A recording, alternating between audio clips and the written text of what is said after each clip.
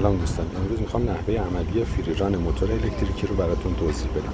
اولین مرحله رعایت الزامات ایمنی، استفاده از نوار خطر و علائم هشدار دهنده و حضور پرسنل ایمنی. تو قسمت دوم باید اتصالات مکانیکی بین شافت موتور توسط گروه مکانیک جدا بشه.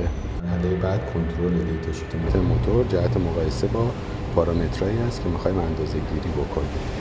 توی مرحله بعدی فانکشن تست فیتر و LCS موتور رو انجام میدیم، به این صورت که عملکردهای استاپ، استارت، لوکال، ریموت و امرجنسی استاپ رو از سمت فیدر و از سمت LCS کنترل میکنیم و در حالتی که فیدر موتور تو حالت تست هست این کار انجام میشه. مرحله بعدی تزریق روغن در صورت نیازه که تزریق روغن رو هم توسط گروه مکانیک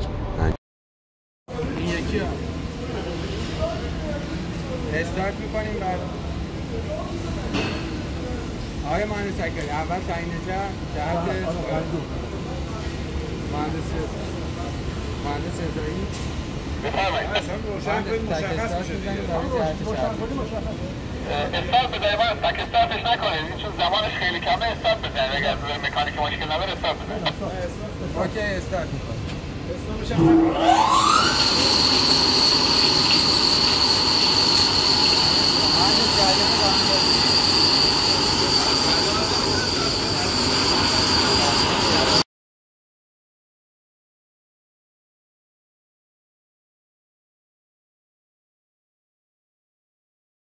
خب موتور به مدت 2 ساعت کار میکنه و هر نیم ساعت پارامترهای مختلف موتور شامل ویبریشن، سرعت یا دور موتور، دمای بیرینگ و دمای بدنه و جریان اندازه‌گیری و کنترل میشه.